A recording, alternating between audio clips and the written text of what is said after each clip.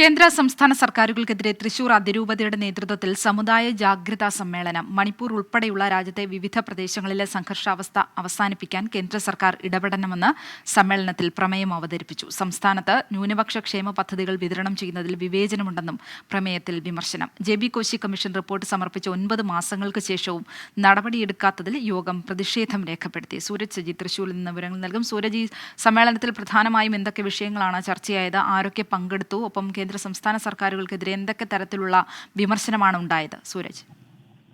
തൃശൂർ അതിരൂപതയുടെ നേതൃത്വത്തിലാണ് ഈ പാർലമെന്റ് തെരഞ്ഞെടുപ്പിന് മുന്നോടിയായിക്കൊണ്ട് തന്നെ സഭയുടെ നിലപാട് വിശദീകരിക്കുക എന്ന ലക്ഷ്യത്തോടുകൂടി സമുദായ ജാഗ്രതാ സമ്മേളനം വിളിച്ചു ചേർത്തത്.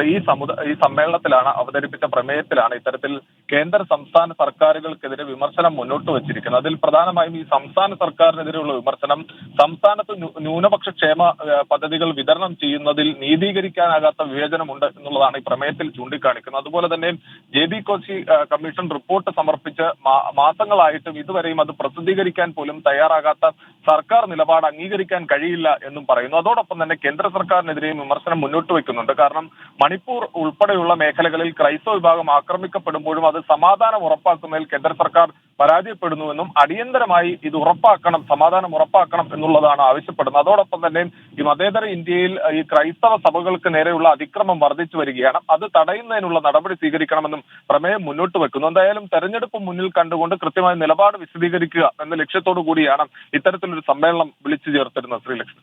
ശരി സൂരജ്.